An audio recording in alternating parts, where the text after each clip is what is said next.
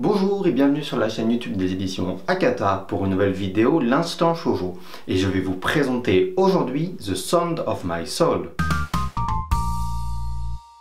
Dans ce manga, on suit l'histoire d'un petit garçon qui s'appelle Mizuki qui a été diagnostiqué d'une hypoplasie cérébrale. Ça fait que par moment, à cause d'une paralysie partielle d'une partie de son cerveau qui ne s'est pas développée comme tout le monde, il a des moments de paralysie.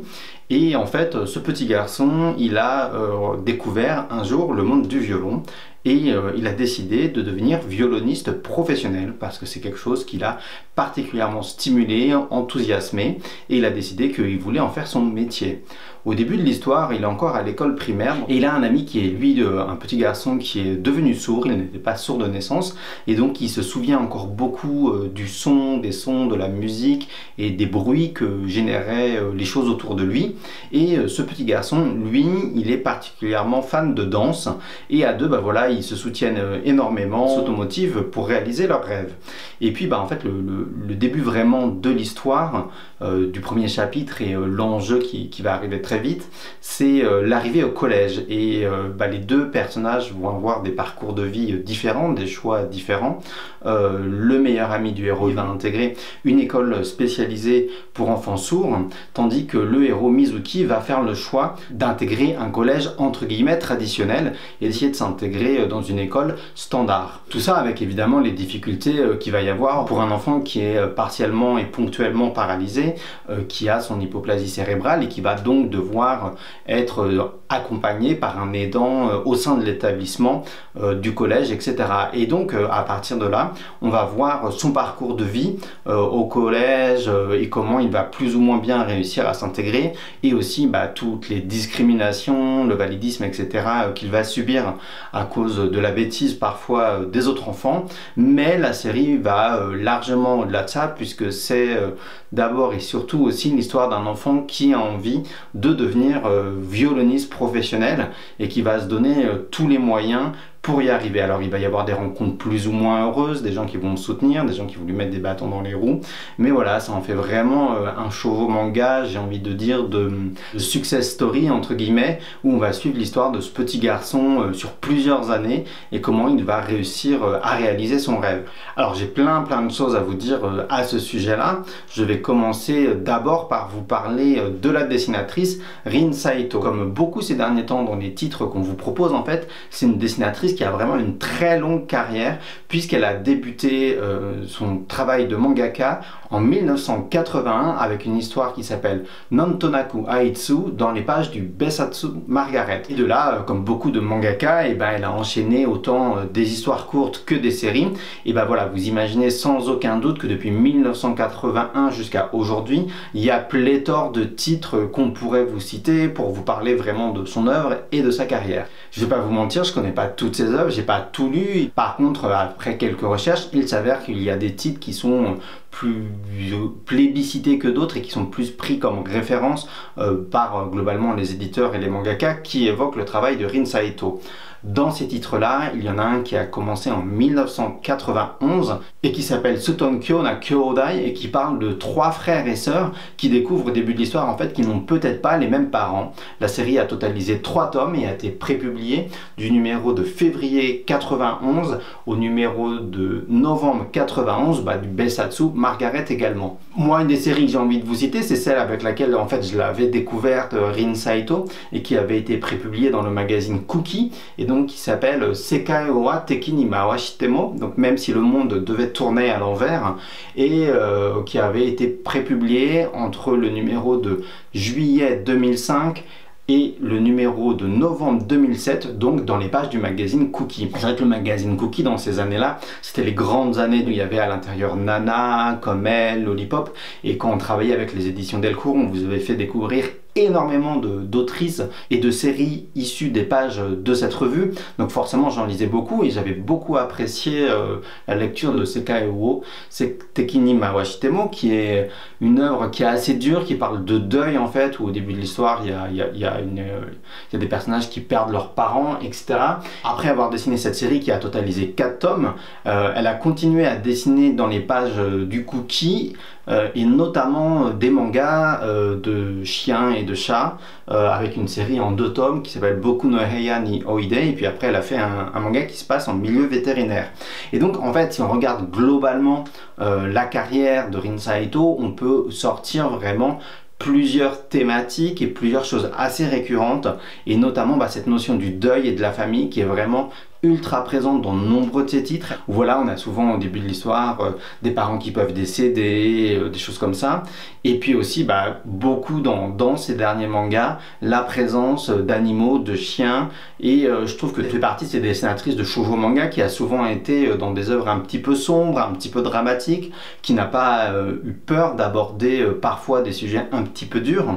Elle a d'ailleurs adapté aussi en manga un roman qui était un petit peu hardcore en termes de thématiques, d'ailleurs toujours dans les pages du magazine Cookie. Et en fait tout ça l'amène pour moi je trouve assez naturellement à dessiner The Sound of My Soul finalement dans les pages du magazine Beloved.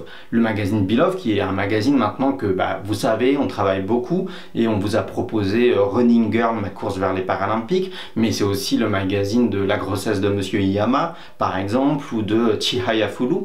Donc c'est vraiment un magazine de shoujo manga qui a toujours été sur des sujets plutôt de société avec voilà, des histoires très variées. Et je trouve que ça a beaucoup de sens en fait dans la carrière de la mangaka de Rin Saito qu'elle arrive à dessiner cette histoire sur ce petit garçon qui veut devenir violoniste.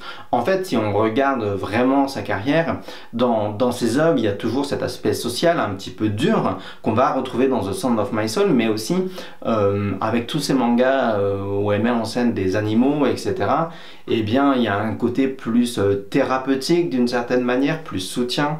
The Sound of My Soul, c'est un peu la fusion de tout ça dans un manga qui met en scène un personnage en situation de handicap, mais de manière pas du tout misérabiliste, et justement avec aussi un projet de vie, une carrière qui se dessine devant lui.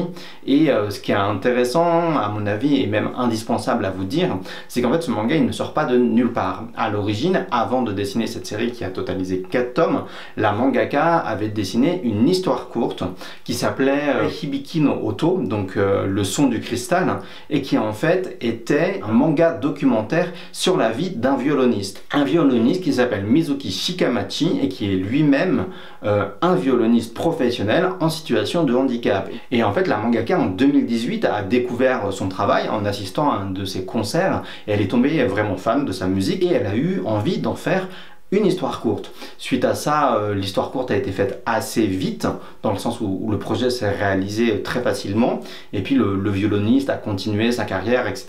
Et il a fait à un moment un début professionnel. Et puis au moment où le musicien, donc ce violoniste Mizuki Shikamachi, a fait son 2e album chez un plus gros label, ils ont décidé avec le Kodansha de lancer une série qui est devenue The Sound of My Soul, et qui est en fait une série dérivée du premier manga documentaire histoire courte qu'avait dessiné Rin Saito. Et donc pourquoi je dis que c'est important, c'est parce que encore une fois dans la représentation d'un personnage en situation de handicap, il y a encore une fois un consultant, quelqu'un qui vérifie que tout ceci est raconté de manière réaliste et aussi respectueuse, avec des moments dur, parce que de toute façon le personnage, le héros va subir de la discrimination très clairement au collège, mais voilà, dans la manière dont sont faites les choses, dont sont représentées les choses dans les événements, il y a ce consultant derrière qui est le musicien, ce violoniste, dont en fait est inspiré tout le manga. Alors on ne sait pas à quel point le manga est biographique. En se renseignant un petit peu sur la vie du violoniste, on se rend compte qu'il y a plusieurs choses qu'il a évoquées, ou certains concerts caritatifs qu'il a pu faire, ce genre de choses qui sont très clairement évoquées aussi dans certains événements du manga. Mais voilà, il semblerait qu'il y a une partie plus romancée dans l'œuvre malgré tout, mais ça en fait en tout cas un manga qui apporte une nouvelle voie, une nouvelle, je vais pas dire vision, mais un nouveau parcours de vie en fait, avec un personnage en situation de handicap. Et en fait c'est évidemment quelque chose qui est assez récurrent dans notre catalogue. On avait fait d'abord Perfect World qui a été très remarqué, ensuite Running Girl, ma course vers les Paralympiques, et puis évidemment A Sign of Affection. Et ce qui est intéressant pour moi, c'est que dans ces 4 chevaux manga-là qu'on vous propose, à chaque fois, on est sur des personnages qui sont différents, qui sont dans des situations de handicap différents, où le handicap arrive dans leur vie à des moments différents. On est sur des personnages avec des âges différents, parfois des hommes, parfois des femmes, parfois qui sont dans le milieu professionnel, parfois qui sont des adolescents, parfois qui sont des enfants. Et je pense que c'est ça l'intérêt aussi de pouvoir vous proposer des choses qui vont se répondre, mais sans radoter, sans raconter la même histoire, et en multipliant les points de vue. Je pense que ça donne quelque chose qui est assez cohérent et stimulant, et qui, j'espère, fera aussi plaisir aux personnes concernées de pouvoir se sentir représentées et se retrouver dans des récits dans lesquels ils pourront s'identifier, même si là, en l'occurrence, la dessinatrice n'est pas elle-même en situation de handicap, mais comme je vous l'ai dit, elle a fait le travail documentaire et de recherche et de consulting, entre guillemets, nécessaire. Et de toute façon, l'œuvre est inspirée de la vie d'un violoniste lui-même en situation de handicap. Voilà, même après dans notre catalogue, c'est quelque chose qui rentre parfaitement à côté d'un autre titre comme Jumping par exemple, où on avait ce personnage qui souffrait vraiment d'anxiété sociale et qui, grâce à l'équitation et grâce à son contact avec les chevaux, qui allait retrouver le goût à la vie et retrouver comment sociabiliser avec les autres, interagir avec les autres. Et je trouve que d'une certaine manière, c'est intéressant, The Sound of My Soul, justement aussi, parce que voilà, la musique adoucit les mœurs, on dit souvent ça, cette expression, et en même temps, voilà, dans quelle mesure la musique peut aussi être une thérapie pour les gens. Alors c'est pas le sujet en soi, quoique il y a des choses qui transparaissent très clairement dans le manga à ce sujet-là, mais voilà, la musicothérapie, l'équithérapie, tout ce genre de choses, c'est aussi des manières qui peuvent nous permettre peut-être de nous ouvrir, de nous soigner, de nous faire du bien, tout simplement. Et voilà, le manga, c'est aussi un art, et les mangas qui parlent d'art, je trouve ça toujours très intéressant, très stimulant. C'est un peu comme si la boucle était bouclée, et je suis intimement persuadé en tant qu'éditeur que les mangas peuvent sauver des vies, apporter des choses aux lecteurs et aux gens qui les lisent. Et voilà, la musique aussi peut le faire, et faire un manga qui parle de musique, qui fait ce rôle-là, qui remplit ce rôle-là, je trouve ça particulièrement pertinent et cohérent avec tout ce qu'on a envie de vous proposer et de véhiculer dans notre éditorial. Quelques mots maintenant sur le choix du titre pour la version française, donc The Sound of My Soul. Si on traduit en français, le son de mon âme. Le titre original, Suisho no Hibiki, ça signifie les résonances du cristal. C'était à mon avis pas forcément très limpide, parce qu'on ne comprend pas nécessairement de quoi ça parle, et en fait il y a un jeu de mots en japonais qu'on ne pouvait pas retranscrire, notamment le fait que les caractères de Suisho, donc de cristal, sont écrits avec les mêmes caractères que le nom du violoniste dont est inspirée l'histoire. Mais sauf que, comme vous le savez, c'est écrit en kanji avec des caractères donc d'origine chinoise, et ils ont plusieurs lectures, et il y a cette lecture Mizuki qui est le prénom du personnage, et puis il y a la lecture aussi Suisho qui fait cristal. Et d'abord, ce musicien n'est hélas pas connu en France, et puis ce jeu de mots Mizuki, cristal, ça ne fonctionne pas. Ce n'est pas quelque chose qu'on pouvait faire en traduction littérale. Et on a beaucoup réfléchi, et notamment à ce qu'exprime le contenu de l'œuvre, et aussi les objectifs du héros, et ce qu'il a envie de faire dans ce manga, dans sa vie tout simplement. Et en fait, il a envie en tant que personne à part entière d'exprimer qui il est avec sa musique en fait. D'où ce titre, The Sound of My Soul, le son de mon âme. Le son, évidemment, voilà, ça évoque la musique, tout simplement, c'est dans le champ lexical de la musique. Et puis ce mot âme, c'est quelque chose qui est assez cohérent aussi, globalement, en tant que personne, quand on écoute de la musique, on dit « Ah, ça a touché mon âme, ça a touché mon cœur ». C'est quelque chose, voilà, qui nous semblait tout à fait cohérent et raccord avec ce qu'exprime le manga et les envies du personnage. Et donc voilà, le premier tome de The Sound of My Soul arrivera en août. La série totalise 4 tomes, et encore une fois, on est vraiment content de pouvoir vous proposer voilà, de découvrir une dessinatrice qui a une très longue carrière, puisque voilà, 1981, encore une fois, ça ne date pas juste d'hier. Alors on arrive avec un titre plus récent, puisqu'il date de 2019-2021, mais c'était à notre avis un très bon titre pour vous la faire découvrir, parce que comme je vous l'ai dit juste avant, c'est un titre qui prend toutes les qualités et les thématiques de la mangaka qu'elle a pu développer dans toute sa carrière, avec un aspect lumineux et positif justement dans tout ce que ça va exprimer dans ce besoin d'attention aux autres, de solidarité, de se respecter les uns les autres.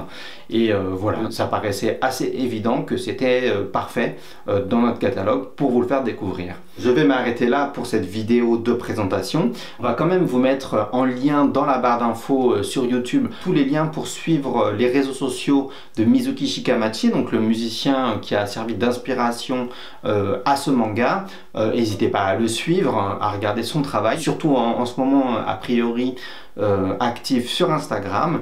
Et puis de toute façon, on vous donne rendez-vous très vite pour d'autres vidéos de présentation sur notre chaîne YouTube.